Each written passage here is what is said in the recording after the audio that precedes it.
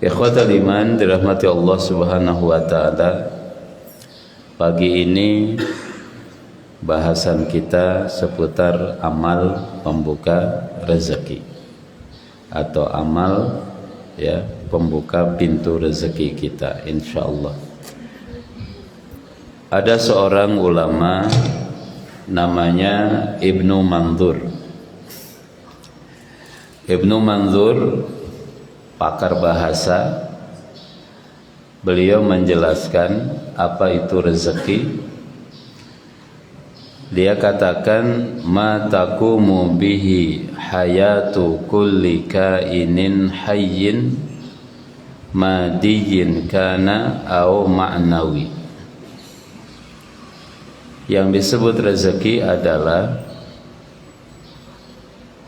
penopang kehidupan makhluk yang bernyawa, baik materi ataupun non materi. Penopang kehidupan makhluk bernyawa, baik manusia, kita manusia, kemudian juga makhluk-makhluk yang lain. Tapi bisa bentuknya materi dan juga non materi, hissi atau madi atau ma'nawi. Jamaah sekalian dirahmati Allah, karena itu almarhum mantan imam besar atau grand sheikh, imam besar Al-Azhar, namanya Syekh Mutawalli Asy-Sya'rawi. Syekh Mutawalli Asy-Sya'rawi, dia mengatakan al-malu juz'un minar rizki. Harta itu sebagian atau satu jenis rezeki. Tetapi walakin hunaka rizkun as-sihha. Tapi rezeki itu banyak, berbagai macam jenis. Kesehatan, warizkul walad, anak, warizkut to'am, makanan, warizkun fil barokah, keberkahan. Wa kullu ni'matin minallahi subhanahu wa ta'ala hiya rizkun. Seluruh nikmat yang Allah berikan itu adalah rezeki. Walaisal malu wahdah, tidak hanya bentuknya uang atau harta yang sifatnya materi gitu. Nah, ikhwatal iman dirahmati Allah, dari situ Syekh Mutawalli Asy-Sya'rawi juga beliau mengatakan rezeki itu bertingkat-tingkat, bermacam-macam, Yang bahasa beliau namanya darajatur rizki, tingkatan-tingkatan rezeki. Dia mengklasifikasi al-mal adana darajatir rizki. Harta itu rezeki yang paling rendah, level rezeki yang paling rendah namanya harta. Jadi kalau banyak harta, jamaah sekalian, itu rezeki yang paling rendah. Tetapi al-afiyah, kesehatan, a'la darajatir rizki, ini rezeki yang paling tinggi. Kesehatan, al-afiyah, kesehatan, keselamatan. Punya uang, punya harta, tapi kalau kesehatannya bermasalah, ini nggak bisa dinikmati jamaah, nggak bisa menikmati. Minum yang manis-manis, gula darah tinggi. Minum makanan yang gurih-gurih, kolesterol naik, asam urat kambuh, jantung masalah. Nah, jadi kalau dapat afiat, kalau dapat kesehatan, ini rezeki yang paling tinggi. Allahumma afini fi badani wa afini fi sam'i wa afini fi basari. Ya Allah, berikanlah kesehatan kepadaku, ya, pada badanku, pada penglihatanku, dan jaga pada pendengaranku. Karena itu nikmat yang sangat luar biasa, rezeki yang paling tinggi. Kemudian salahul abna afdalur rizki. Kalau punya anak soleh, ini rezeki yang paling baik, ya. Anak soleh itu rezeki yang paling baik. Hari ini Masya Allah jamaah sekalian, ramai lagi, merebak lagi kenakalan remaja, ya. Ya, adalah beritanya. Kemarin di Bekasi, Kali Bekasi kan ada 7 orang tuh ditemukan meninggal, usia 17, 18, anak-anak remaja. Entah gimana nyebur ke kalinya tuh, ya, apa kalinya dalam atau cetek gitu. Nah, dan macam-macam jamaah sekalian. Maka anak yang soleh itu rezeki yang paling baik. Sementara ridha Rabbil Alamin, ridha Allah Subhanahu wa Ta'ala adalah tamamur rizki. Itu kesempurnaan rezeki yang Allah berikan kepada kita. Jadi kalaupun tidak punya harta tapi badan sehat, wah, itu yang paling utama. Ya, manusia banyak mengumpulkan uang, habis juga untuk membeli kesehatan, ngobatin gitu jemaah sekalian. Nah, ikhwatal iman dirahmati Allah, jangan takut, jangan khawatir. Allah bilang rezeki itu sudah dijamin. Udah dijamin sama Allah Subhanahu wa Ta'ala. Wa ma min dabatin fil ardi illa 'alallahi rizquha. Tidak satu pun makhluk bergerak, bernyawa di bumi ini melainkan semuanya dijamin Allah rezekinya. Udah dijamin, ya. Jamaah sekalian, nggak percaya, banyak fakta yang bisa kita berikan jamaah sekalian. Baru bangun tidur aja udah punya dapat kopi tuh, ya, kopi, terus udah ada itu rezeki kita, nggak kemana jamaah sekalian. Padahal belum berusaha, baru selesai sholat, alhamdulillah. Nah, wa ma min dabatin fil ardi illa 'alallahi rizquha. Allah yang jamin rezekinya. Karena itu nggak usah iri dengan rezeki yang didapat oleh orang lain, karena masing-masing sudah ada takarannya, nanti disebutkan. Ada ngumpat, Allah berikan rezeki. Ada orang nggak percaya katanya.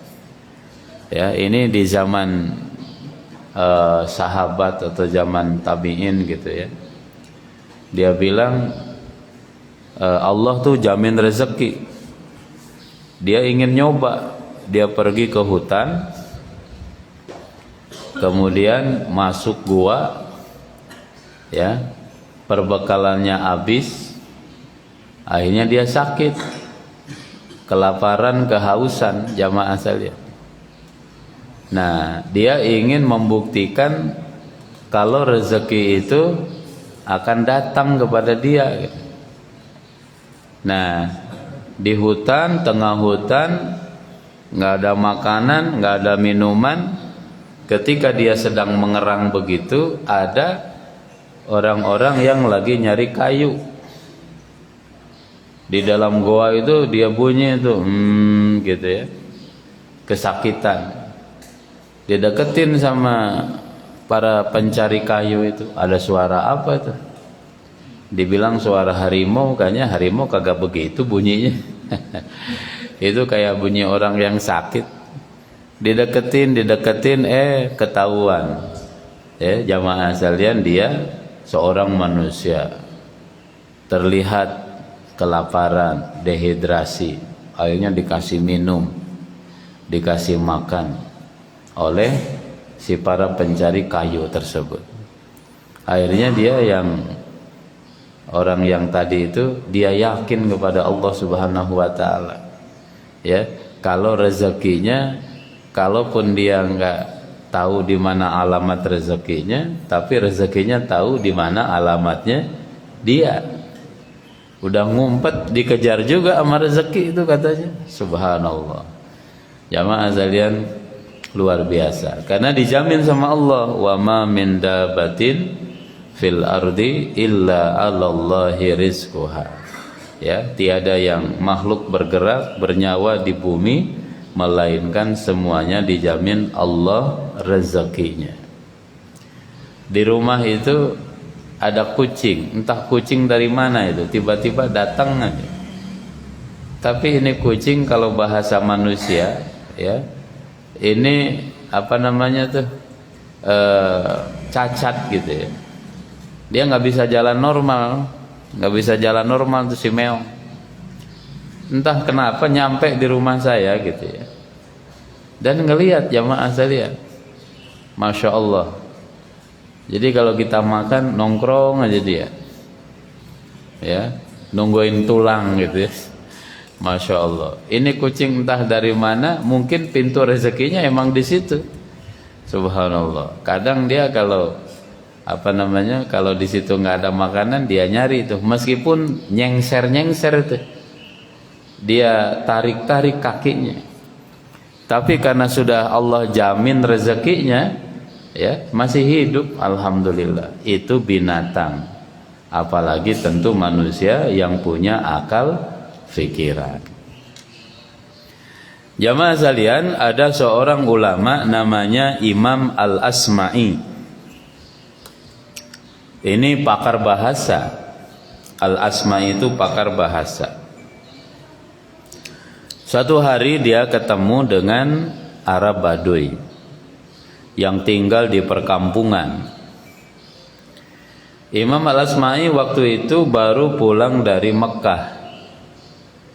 Kata si Arab Baduy, min aina ji'ta, kamu pulang dari mana? Kata Imam Al-Asma'i, ji'tu min mahbatil wahyi, aku baru kembali dari tempat turunnya wahyu, kota Mekah. Tanya lagi sama si Arab Baduy ini, wa madza sami'ta fihi, di sana dengar apa? Wahyu apa yang kamu dengerin? Kata Imam Al-Asma'i, ada ayat yang mengatakan, a'udzubillahi minasyaitonirrajim, wa fis samai rizqukum wa ma tu'adun. Dan di langit terdapat sebab-sebab rezekimu dan apa yang dijanjikan kepadamu. Di langit ada sebab-sebab terdapat rezekimu dan yang dijanjikan. Ini Arab Badu, jamaah sekalian, ketika mendengar ayat ini, dia kemudian menghampiri binatangnya, binatang ternaknya. Dia punya unta dipotong, dia punya kambing dipotong, kemudian dagingnya dibagi-bagikan kepada orang yang lewat. Bahkan unta tunggangannya pun dipotongnya juga sama dia. Ditanya, kenapa kamu potong binatang, kamu bagi-bagi? Dia katakan, itu tadi kamu katakan, katanya, rezeki itu udah dijamin, wa fis samai rizqukum, rizkimu ada di langit, wa ma tu'adun, dan yang telah dijanjikan. Kenapa saya takut nggak dapat rezeki? Dia bilang. Hanya mendengar satu ayat di surat Az-Zariyat ayat 22, langsung beriman, bagi-bagi itu jamaah saya lihat. Masya Allah, imannya tebal banget ya, yang begini tebal banget. Dia bilang, ambil silahkan gratis, daging onta, daging kambing. Dia nggak takut miskin, dia nggak takut kehilangan. Kenapa? Dia katakan sudah dijamin sama Allah Subhanahu wa taala, wa fis samai rizqukum, rizkimu ada di langit, wa ma tu'adun, dan yang telah dijanjikan. Luar biasa. Padahal dia baru dengar sekali itu, baru dengar sekali itu jamaah sekalian. Ini kita pengajiannya udah lama banget nih kita pengajian. Ya, kayaknya ngamalin seperti si Arab Baduy agak berat-berat juga kan. Nah, kemudian ikhwatal iman dirahmati Allah, dia pergi ke Mekah. Berapa tahun kemudian Imam Al-Asma'i ini ke Mekah juga. Jumpa lagi itu sama si Arab Baduy itu. Dan dia tanya, "Bagaimana kondisimu?" Dia bilang, "Baik-baik." Kemudian Arab Baduy bilang, "Benar katanya tuh ayat yang kamu baca dulu, wa fis sama'i rizqukum, di langit rizkimu, wa ma tu'adun, dan yang telah dijanjikan. Saya diberikan oleh Allah Subhanahu wa taala rezeki yang berlimpah. Dia jualan, dia dagang, ya. Kemudian uangnya banyak, rezekinya banyak, badannya sehat, anaknya banyak, istrinya cantik." Benar kata Allah, udah dijanjiin katanya. Subhanallah jamaah sekalian. Kemudian si Baduy ini nanya lagi ke Imam Al-Asma'i, "Itu lanjutan ayatnya gimana?" Kemudian dibaca, "Fa wa rabbis samai wal ardi innahu lahaq mislu ma annakum tantiqun." Fa wa rabbis samai wal ard, maka demi Tuhan langit dan bumi, innahu lahaq, sungguh apa yang dijanjikan itu pasti terjadi. Ya, janji Allah, rizki udah dijamin, itu pasti kejadian. Mislu ma annakum tantikun, seperti apa yang kamu ucapkan. Subhanallah. Si Arab Baduy ketika dengar ayat ini jamaah sekalian, reaksi dia beda. Kata dia,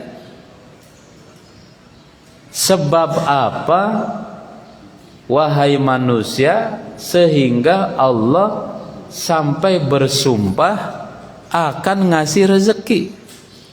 Allah tuh sampai sumpah, itu benar katanya, rezeki itu udah dijamin, tuh benar banget. Maksudnya sampai Allah bersumpah itu kenapa? Jangan-jangan manusia nggak percaya. Nah, luar biasa jamaah sekalian. Ikhwatal iman yang dirahmati Allah Subhanahu wa taala, seperti itu ya. Tebal sekali imannya. Mungkin pernah saya ceritakan, ada seorang hakim, seorang hakim agung, jaksa agung atau hakim agung.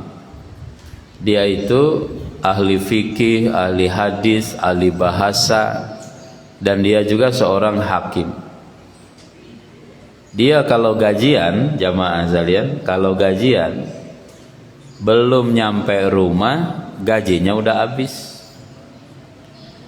Ketemu anak fakir miskin di jalan dibagi, ketemu anak yatim dikasih, ketemu janda dikasih. Mungkin ngasih janda lebih banyak kali ya. Nyampe rumah gajinya habis. Gajinya habis. Jamaah sekalian. Tapi ajaibnya, ketika dia sampai rumah, kalau dia mau tidur, buka bantal, geser bantal, duit udah banyak di bawah bantal, diganti sama Allah Subhanahu wa taala. Luar biasa. Mau dicoba nggak nih? Ya. Dia pergi ke kamar, geser bantal, itu uang yang dia sedekahin, bagi-bagiin tuh udah diganti. Entah dari mana itu. Jamaah sekalian, kemudian kisah itu didengar sama sepupunya atau sama ponakannya. Ponakannya itu habis gajian dibagi-bagi sama dia. Buru-buru pulang ke rumah. Dibuka bantalnya kagak ada zong. Dia ngadu sama pamannya. Paman katanya kalau habis gajian dibagi-bagi ada ganti, aku nyoba yang sama nggak diganti sama Allah. Kata pamannya, saya tuh karena iman sama Allah, Allah ganti orang yang beriman.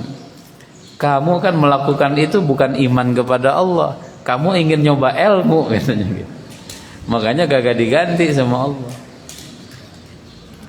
Luar biasa ya, diganti sama Allah Subhanahu wa ta'ala.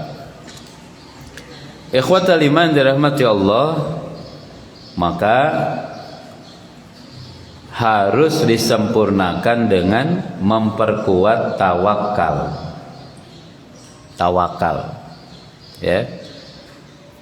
Maka Rasulullah Shallallahu alaihi wasallam sampaikan, lau tatawakkaluna 'alallah haqqa tawakkuli la razaqakum kama yarzuqut tayr tagdu khimasan wa taruhu bitana.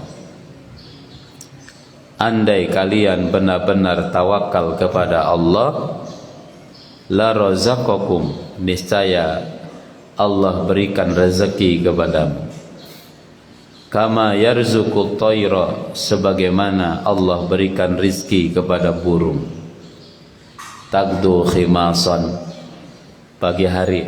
Ini udah kedengaran nih ya, tuh cacit-cacit gitu, pagi-pagi dia lapar, perutnya masih kempes. Kemudian dia untuk nyari rezeki ngapain tuh si burung? Ya terbang. Terbang dia, tinggalin sarangnya. Terbang kemana? Yang penting terbang aja, ngikutin insting. Emang burung punya tuh GPS? Di mana nih posisi peta rezeki yang masih tebal? Kagak ada jamaah saya. Terbang aja, dia nggak punya akal, nggak punya pikiran. Dia tidak tahu di mana posisi rezeki yang masih banyak, nggak punya Google Map, ya. Terbang aja. Entar sore, wataruhu bitonan. Nanti sore dia balik lagi ke sarang, balik lagi ke sarangnya, perutnya sudah kenyang. Itu hakikat tawakal, kata Rasulullah Sallallahu Alaihi Wasallam.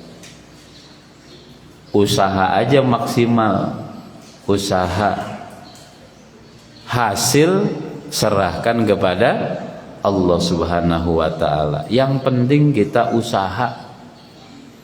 Yang penting di si burung terbang aja dulu. Burung cuman dikasih 2 sayap, dia bisa memenuhi rezekinya. Kita dikasih 2 tangan, dikasih 2 kaki, dikasih pikiran, dikasih akal, berkreasi dan lain sebagainya. Luar biasa jamaah sekalian. Nah, ini perkuat tawakal kepada Allah Subhanahu wa ta'ala. Yang pada ujungnya jamaah sekalian, kata Rasulullah Sallallahu Alaihi Wasallam, rezeki itu seperti kematian, gitu. Maksudnya apa rezeki seperti kematian? Tidak akan salah, tidak akan salah alamat jamaah sekalian. Pasti dapat, kata Rasul, harus diyakini. Lau anna ibna Adam haroba min rizkihi kama yahrobu minal maut. Andai manusia lari dari rezekinya seperti dia lari dari kematian, ya, dia menghindar, dia lari dari rezekinya. Tapi kalau itu udah rezekinya, la adrakahu rizkuhu kama yudrikuhul mautu. Kalau emang udah rezekinya, pasti dia akan ditemui sama rezekinya itu. Sebagaimana pasti kematian datang kepada dia dimanapun dia berada. Ungkapan orang mengatakan, kalaupun kita tidak tahu di mana alamat rezeki kita, tapi rezeki kita tahu di mana alamat kita. Kalau ibu-ibu, bapak-bapak bilang rezeki nggak kemana, Kalau udah rezeki tidak kemana gitu. Atau dalam ungkapan yang lain, kalau udah jodoh nggak kemana, jamaah sekalian. Mau menghindar, mau mengelak, ya kalau udah jodoh mah ketemu juga. Makanya ada ibu-ibu minta sama suaminya jalan-jalan. Kata suami, mah kan katanya jodoh mah nggak kemana-mana. Ya udah gitu, jadi nggak kemana-mana, di rumah aja. Karena yang namanya jodoh nggak kemana, nggak kemana-mana. Nah, jamaah sekalian dirahmati Allah Subhanahu wa taala, demikian. Dalam hal apapun ya. Dalam hal apapun. Masya Allah. Kayak begini nih, besok 1 Oktober itu pelantikan anggota DPR RI yang baru. Itu kaidahnya, kalau rezeki nggak kemana itu kejadian. Ya, kejadian di mana? Di sana tuh, di yang saya tahu ya, yang saya kenal gitu, ada salah satu dapil di Jawa Barat, di dapil Jabar 4 atau Jabar berapa gitu. Pemenangnya yang nomor 1 yang lolos ke DPR aslinya gitu ya. Sekarang dia nyalon gubernur. Syarat nyalon gubernur harus mundur. Dia nomor urut 1 yang lolos. Nah, karena dia nyalon gubernur, maka dia harus mundur dari anggota DPR. Nomor 2 ya, suara terbanyak kan naik mestinya. Dia juga nyalon bupati, wakil bupati, berarti juga harus mundur juga. Yang dapat nomor berapa? Nomor 3, yang suaranya jauh kemana-mana itu. Itu kalau udah rezeki nggak kemana. Dia yang dapat. Nah, dia yang dapat, jemaah sekalian. Yang menang siapa? Yang duduk di DPR siapa? Rezeki tidak kemana, gitu ya. Masya Allah. Dulu saya ketika di kampus ada teman, satu kampus, satu angkatan di Lipia. Pada satu hari ya, ada salah seorang teman anak Depok. Satu hari dia ngampus seperti biasa. Kemudian tiba-tiba dia cerita. Dia bilang, "Saya udah nikah," gitu. Lah, teman-teman di kampus kaget. Gimana ceritanya ente udah nikah? Udah main laporan aja nggak ada kabar, nggak ada informasi, kagak ada undangan.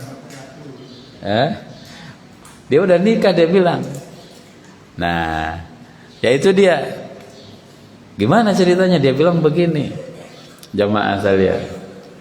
Dia itu ada teman perempuan gitu ya.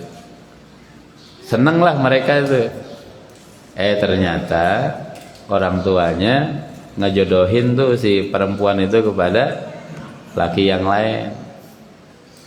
Pada hari H pernikahan, jamaah sekalian, teman saya ini datang juga ke pernikahannya karena diundang. Mantan, sebagai mantan ya. Sebagai mantan dia. Ya qadarullah katanya itu calon pengantin ditunggu-tunggu kagak datang-datang. Orang Betawi itu panasan dia. Lama nunggu nggak datang-datang, bukan nggak berangkat, bukan batal, entah macet atau apalah. Ini malu atau gimana gitu ya, lama juga. Udah katanya, cari aja laki yang lain. Kebetulan teman saya tuh ada di situ. Dan si anak perempuannya emang cocok sama dia. Nah, udah kamu siap nggak katanya? Ya setengah percaya kagak percaya, dia bilang ya udah siap aja deh katanya. Ya udah kalau siap datang sini. Nah, dinikahin tuh di situ. Wallahu a'lam bishawab. Dia ceritanya begitu. Nah, itu tuh kalau jodoh kagak kemana. Jadi bapak-bapak yang masih punya mantan tuh kalau dia nikahin datang aja dulu. kali aja nanti suaminya nggak datang. Nah, jamaah sekalian, ya begitulah rezeki kan begitu, ya. Yang udah di mulut aja tuh belum tentu rezeki kita, ya enggak? Yang udah di mulut, udah dikunyah-kunyah, udah masuk lambung, dimuntahin kalau bukan rezeki mah, ya enggak? Dimuntahin tuh kalau bukan rezeki dia. Apalagi yang masih ada di rekening, apalagi masih ada di tabungan, di deposito. Begitulah jamaah sekalian. Ada ustadz cerita, dia bilang, ya, perempuan itu katanya, jamaah sekalian,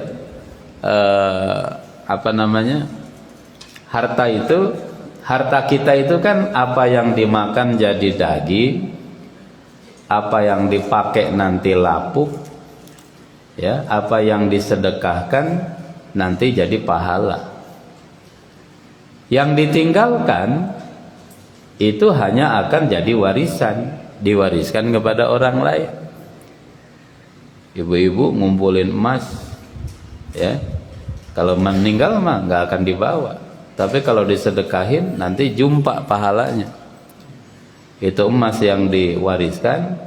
Kalau dia punya suami, kalau punya anak, suami dapat 1/4 dari warisan. Kalau tidak punya anak, dapat setengah dari warisan. Warisan punya ibu.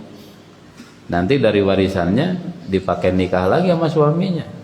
Nikahnya itu sama perempuan yang satu grup WA. Aduh, ya kan nyesek banget. Yang satu grup WA, tukang nyeblak bareng, kalau makan seblak bareng-bareng. Nah, kata Ustadz itu ya rezeki nggak kemana lah, intinya begitu jemaah. Nah, ikhwatal iman juga harus percaya, makanya jangan iri, jangan dengki, karena yang kita dapat itu udah ada takarannya jemaah sekalian. Ya, yang kita dapat sudah ada takarannya, udah ada haknya masing-masing. Udah sederhana aja kan, Ustadz mah dikasih 3 gelas tuh. Nah, ini takaran Ustadz, jangan-jangan. Nah, Masya Allah, ini 3 warna nih, ada yang putih, ada teh, ada kopi. Nah, rizki nggak kemana gitu. Mungkin ini takarannya 3 gelas. Jangan iri sama Ustadz, karena beda posisi masalahnya. Nah, tapi kalau semuanya jadi ustadz, oh saya pengen 3 gelas, berarti jadi ustadz semua. Siapa yang mustami jemaah sekalian? Ini kata Quran. Walau basatallahu rizqa li ibadihi, andai itu semua hamba Allah rizkinya sama rata, kaya semua, apa yang terjadi? La baghaw fil ard, akan melewati batas, hancur, rusak nih dunia. Ya, kehidupan ini nggak akan bisa tegak kalau rezekinya semuanya rata, semuanya sama. Ya, oleh Allah tuh kan luar biasa, supaya kehidupan kita ini berjalan jamaah, maka ada yang kita makan, ya, yang kita makan itu ditanam sama petani. Kita makan beras, petani, ada petani yang nanam beras. Si petani itu hatinya ditundukkan oleh Allah, senang panas-panasan, senang hujan-hujanan, senang kotor-kotoran. Turun sawah kan kotor, panas. Kalau hujan kehujanan, kedinginan, tapi dia senang itu jamaah sekalian. Ada juga yang oleh Allah hatinya itu dibikin senang kalau kerja tuh di kantor ber-AC. Ada nggak sawah ber-AC? Ya, ada. Angin cepoi-cepoi. Ya, di kantor dikasih laptop, seneng dia. Asal wifi-nya kencang, seneng, anteng udah. Petani kasih laptop, kagak bisa, dia bilang tangannya kapalan. Ya, sekali mijit tombol langsung error tuh handphone, laptopnya error karena kekencengan. Dia pikir nyangkul. Nah, dibagi-bagi itu sama Allah Subhanahu wa taala. Supaya apa? Supaya kehidupan ini tegak, supaya kehidupan ini rapi gitu. Ada yang rezekinya ya bertani, berdagang, ada yang rezekinya yang buat undang-undang, ya, ada yang rezekinya jadi guru, jadi dosen, ya kan? Ada yang rezekinya jadi pengacara dan lain sebagainya. Bahkan kalau kita tafakuri, dosen kami dulu di S2 dia bilang kalau kita pikir-pikir, katanya rezeki kita itu kalau kita pikirkan kadang dari orang yang bermasalah. Justru karena orang bermasalah kita dapat rezeki. Gimana tuh Pak dosen? Dia bilang begini, coba katanya. Guru rezekinya dari siapa? Dari orang bodoh, dia bilang. Iya kan? Orang belajar bayar. Nah, kalau orang pintar semuanya ada yang sekolah nggak? Kagak. Karena dia nggak pintar, maka dia sekolah. Untuk sekolah, untuk pintar dia bayar. Itulah yang menjadi rezekinya guru, rezekinya dosen. Kata dosen saya begitu. Pengacara rezekinya dari mana? Dari orang bermasalah. Ya, punya kasus, sewa pengacara, bayar mahal. Kalau nggak nyewa, dia bikin kesepakatan 1/3 dari nilai yang sedang dikasuskan. Kalau gol dimenangkan di pengadilan, itu untuk pengacaranya. Dokter rezekinya dari siapa? Dari orang sakit. Kalau orang sehat semuanya datang juga sih ke dokter, tapi rata-rata orang sakit. Begitulah jamaah sekalian dirahmati Allah. Allah bagi-bagi gitu ya. Rezeki itu oleh Allah dibagi-bagi. Nah, oleh karena itu jamaah sekalian jangan khawatir. Karena Allah itu punya teori, punya ketentuan. Satu pintu rezeki ditutup, Allah ganti dengan pintu lain yang lebih banyak. Itu sudah sunatullah. Contoh, ketika di alam rahim, pintu rezeki kita berapa? 1. Tali pusar. Iya enggak? Apa yang dimakan ibu itu yang dinikmati oleh si jabang bayi. Kagak bisa milih-milih menu. Ya, apa yang dimakan sama ibunya itu yang dinikmati sama si bayi. Ibunya makan seblak, ya anaknya kepedesan kali. Karena ibunya makan apa, itu yang menjadi nutrisi bagi si anak. Udah lahir ke dunia nih jamaah sekalian. 1 pintu rezeki ditutup, tali pusar dipotong tuh sama sama bidan, sama dokter objin. Maka semenjak 1 pintu rezeki ditutup, Allah buka 2 pintu rezeki yang baru. Hilang 1, datang 2 kali lipat, 100%. Apa 2 pintu rezeki yang baru? Mohon maaf, 2 tete ibunya, 2 susu emaknya, kanan kiri. Begitu kan jamaah sekalian. Netek tuh anak sama emaknya, dapat 2 sekarang. 2 tahun udah disapi. Haulaini kamilaini liman arada ayyutimar radhaah. Disapi 2 tahun. 2 pintu rezeki ditutup, Allah kasih 4 pintu yang baru, 100% juga. Kasih 4 pintu baru. Apa 4 pintu baru ini? Kata Ibnul Qayyim, 2 jenis minuman, 2 jenis makanan. Apa 2 jenis minuman? Air mineral sama air susu. Ya, air mineral, air susu. Kopi gimana Pak Ustadz? Nah, ini kopi nanti kan termasuk yang lain. Bahkan kalau dibaca sejarahnya zaman dulu, mohon maaf, yang namanya kopi itu katanya nama lain dari arak. Namanya kopi. Mau kemana? Mau ngopi, artinya dia mau teleng gitu. Tapi sekarang udah beda istilahnya. Ini kalau kembali istilah zaman dulu gitu ya. Namanya yutlaqu al-qahwah ala al-khamru. Apa? 2 pintu, air putih ya, air mineral, kemudian susu kambing, susu sapi, jamaah sekalian. 2 jenis itu. Terus 2 jenis makanan apa? Protein nabati, protein hewani. Yang ditanam, kemudian yang dipelihara. Ya, baik nanti umbi-umbian, kacang-kacangan, biji-bijian, buah-buahan, rezeki kita luar biasa. Dari jenis hewannya ada unggas, ada kambing, ada domba, ada sapi, ada onta, dan lain sebagainya.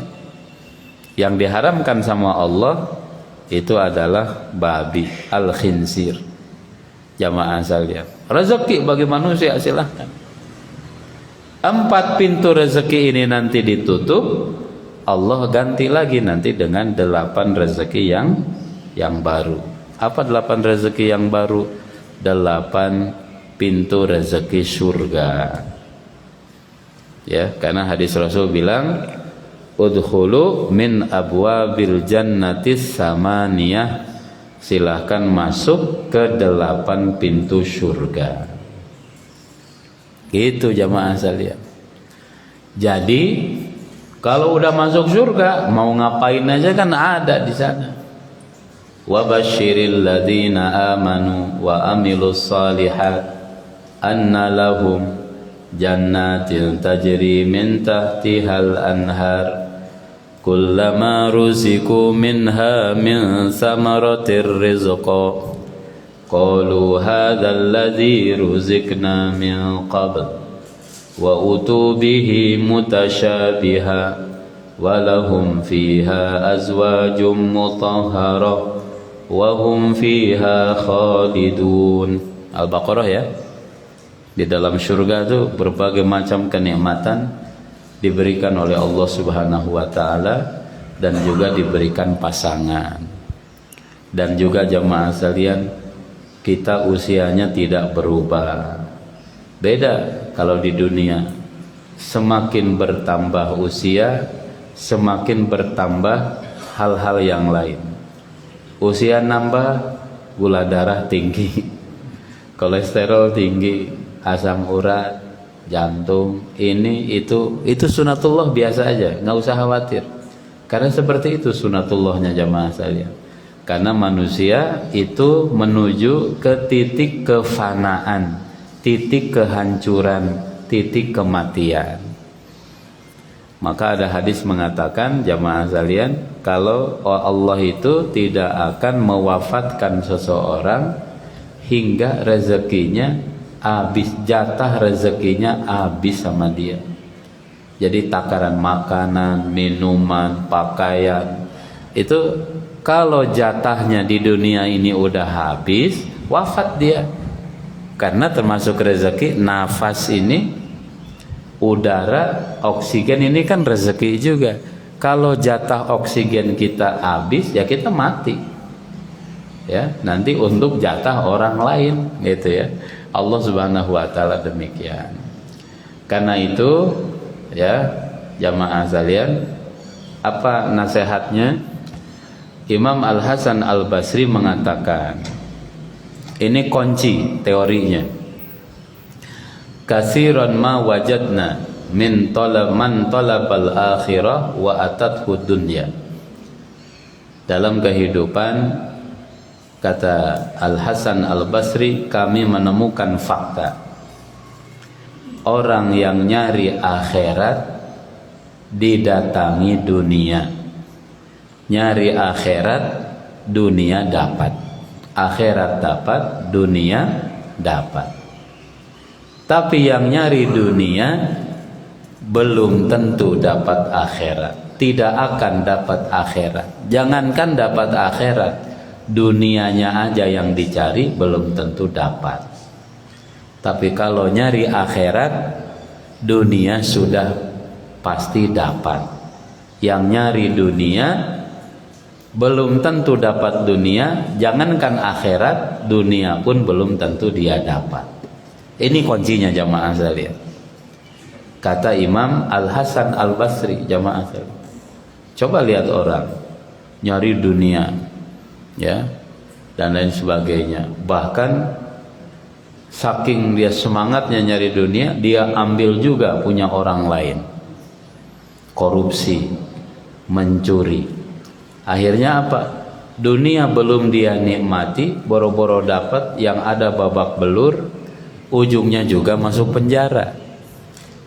Boro-boro dia menikmati dunia yang dicari itu, ya, malahan dia dapat sengsara dunia, jamaah. Tapi kalau nyari akhirat, katanya, dunia tuh pasti ngiringin, pasti ngikutin, ya, dengan takarannya masing-masing. Karena yang namanya kaya dan miskin pada ujungnya bukan pada jumlah rekening. Kaya miskin itu kembali kepada situasi hati. Nerima apa kagak, ridho apa enggak, syukur apa enggak. Ini kalau di Jakarta, kalau ngomongin ridho nggak ridho, ini orang agak sensitif, ya, paham ya? Karena pilkada, karena ada ridho, ada ini, jamaah sekalian, agak sensitif. Nah, ujungnya kembali kepada hati, terima apa tidak? Ya, kalau terima, maka sedikit pun itu menjadi orang kaya. Karena Rasul bilang, al-ghani ghaniyun nafas, laisal ghina, ya, ghinal mal, walakinnal ghina an-nafas. Orang kaya bukan karena harta banyak, tapi orang kaya sesungguhnya ketika dia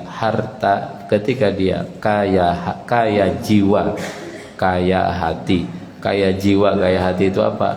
Nerima dengan segala keputusan, ketentuan Allah Subhanahu wa ta'ala.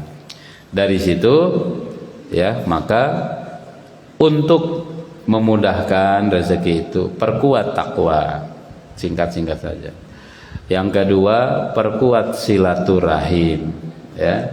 Silaturahim diperkuat, karena dengan silaturahim Allah lapangkan rezeki. Allah lapangkan rezeki. Yang ketiga, perkuat terus rasa syukur kepada Allah Subhanahu wa ta'ala atas segala pemberiannya. Yang keempat, banyak-banyak istighfar.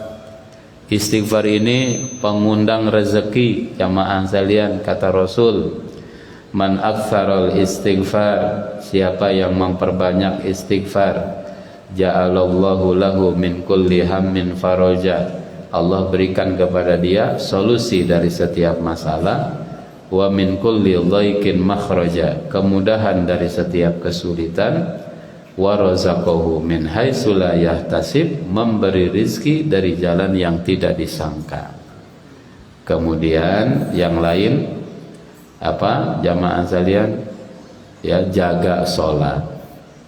Karena di Quran Allah mengaitkan menjaga sholat dengan rezeki. Wa'mur ahlaka bis sholat wastabir 'alaiha, perintahkan keluargamu sholat, sabar jaga sholat. La nas'aluka rizqa, kami tidak meminta rezeki kepadamu.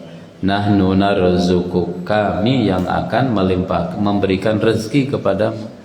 Kata Allah, bukan kami yang nyari rezeki, yang minta rezeki, kami yang ngasih rezeki kepadamu.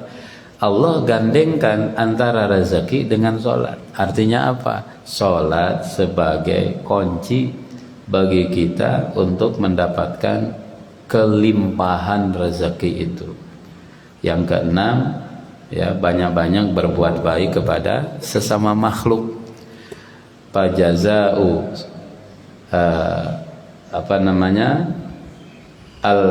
al jaza min jinsil amal. Ada kaidah, balasan sesuai dengan amal yang dilakukan. Mau apa? Mau baik, ya beramal baik. Mau rezeki banyak, ya banyak juga keluar, gitu ya. Banyak juga ngeluarin. Banyak ngeluarin, banyak pengeluaran, banyak pemasukan. Itu kunci di situ begitu. Banyak pengeluaran, banyak pemasukan. kadang teori ini bertentangan dengan teori orang ekonomi. Dengan modal sehemat-hematnya dapat cari untung segede-gedenya. Itu kalau pakai teori agama mah nggak kena. Yang kena itu adalah dengan pengeluaran sebanyak-banyaknya, insya Allah akan datang keberkahan yang sebanyak-banyaknya. Wallahu a'lam bishawab. Itu jamaah sekalian ya. Mudah-mudahan Allah mudahkan, limpahkan rezeki kita, sehatkan badan kita, dan anak-anak kita soleh-soleha. Saya kembalikan kepada moderator. Assalamualaikum warahmatullahi wabarakatuh.